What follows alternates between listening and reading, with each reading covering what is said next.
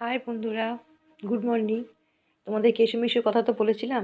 দেখো ওদের বন্ডিংটা, ওদের দুই ভাইয়ের, ওরা নিজের ভাই না, মানে ওকে তো মিশুকে তো রেস্কিউ করেছি, আর কেশু আমাদের ঘরে হয়েছে বিচ্চুর বাচ্চা। ওদের মিলটা তুমি দেখো। ও কেশু মনে হয় শরীরটা খারাপ লাগছে, খাবার দিয়েছি খায়নি, ওরা মেশু আর ছুটকু খেয়েছে, ও খায়নি। খাওয়াতে গেলাম একটুখানি খেলো, খেলো না, মনে হয় শরীরটা খারাপ লাগছে, আর পটি করলে শরীরটা খারাপ লাগে, ও 7-8 দিন অন্তর পটি করে। পটি করেছে, শরীরটা খারাপ লাগছে মনে হয়। তো এবারে ও ওই র্যাকের নিচটাতে গিয়ে শুয়ে আছে। ওইটুকু র্যাকের জায়গার মধ্যে মেসু ঘুরে বেড়ালো, খেলা করলো। ভাল লাগছে না, দাদা নেই ওপরে। এত ভালোবাসা দাদাকে, দেখো ওর মধ্যে কি ঢুকে দুজনে শুয়েছে, দেখো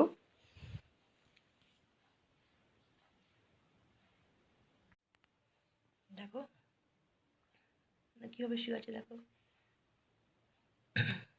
দুই ভাইয়ের এত মিল, এত ভালোবাসা, আমি অবাক হয়ে যাই ওদেরকে। পশুর মধ্যে এরকম হয় কি জানি, আগের জন্মে কে ছিল ওরা। কেশুর শরীর খারাপ হলে ওর মন খুব খারাপ হয়, খুব যত্ন করে ওকে ও। সারাক্ষণ আদর করবে, আগলে নিয়ে পেটের মধ্যে মুখটা ঢুকিয়ে নিয়ে শুয়ে থাকবে। দেখো এত ভালো লাগে বন্ধুরা, তোমাদের কি বলবো।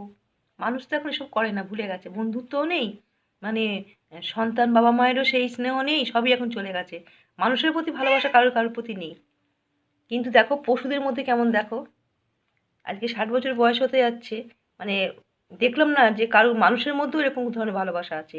একটা সময় তা ফিকা হয়ে গেছে, কিন্তু দেখো যবে থেকে মেশু এসেছে, সেই আগস্ট মাসের লাস্টের দিকে মেশু এসেছে, সেই থেকে কেশুর সঙ্গে এরকম ওদের বন্ডিং। এখনো পর্যন্ত কি ভালোবাসে দুজন দুজনকে, এত ভালো লাগে, মনটা খুব ভালো হয়ে যায়। বাই বন্ধুরা।